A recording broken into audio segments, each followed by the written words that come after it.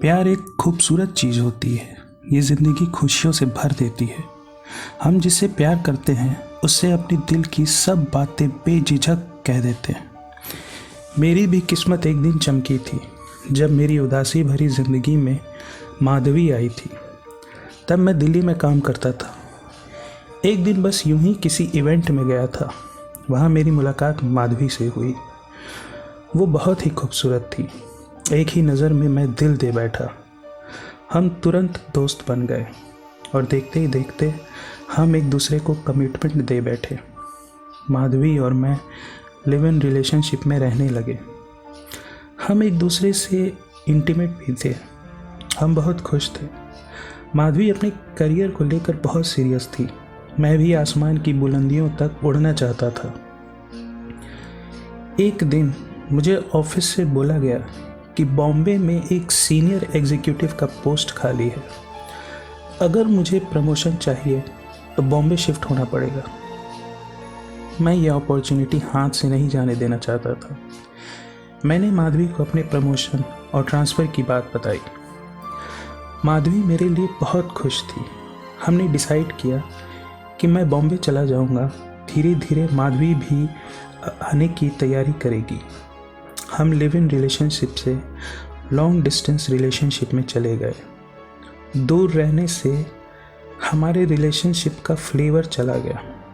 Bombay shift होते ही मैंने अपने काम पे पूरा फोकस किया। माधवी भी अपने करियर पे पूरा फोकस करने लगी। हम एक दूसरे से दूर रहने लगे। एक वक्त आया जब हम दोनों समझ गए कि अब हमें एक दूसरे की ज़रूरत नहीं। रिश्ता बोझ लगने लगा था। हमने बड़ी शांति से ब्रेकअप कर लिया। हमारे ब्रेकअप को 1.5 साल बीत गया। मैं बॉम्बे में अपने ऑफिस में बिज़ी था। तभी मुझे एक फ़ोन आया।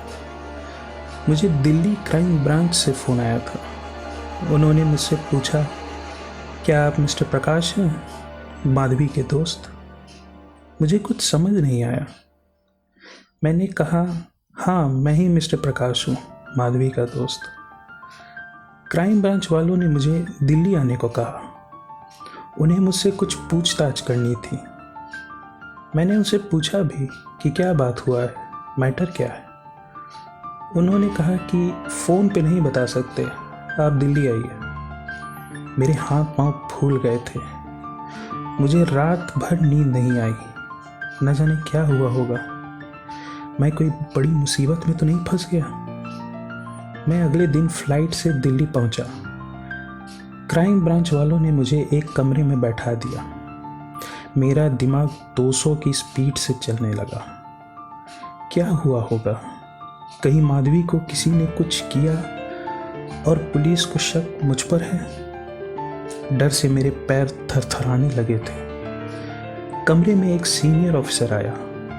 उसने मुझसे माधवी के बारे में पूछा। मैंने सब कुछ सच सच बता दिया। वो ऑफिसर ध्यान से सुनता रहा। मैंने पूछा कि सर आखिर हुआ क्या है?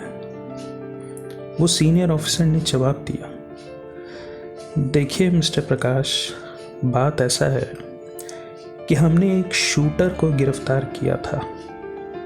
उस शूटर के पास आपकी तस्वीर मिली हमें। हमने इन्वेस्टिगेशन किया तो पता चला कि आपकी एक्स गर्लफ्रेंड माधवी ने उस शूटर को आपकी सुपारी दी थी। हमने माधवी को गिरफ्तार कर लिया है। क्या माधवी ने मेरी सुपारी दी थी? मैं यकीन नहीं कर पा रहा था।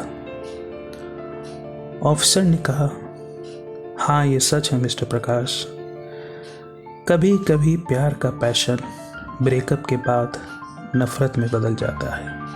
थोड़ा संभल के प्यार करिए। इस कहानी को पूरा सुनने के लिए बहुत बहुत शुक्रिया।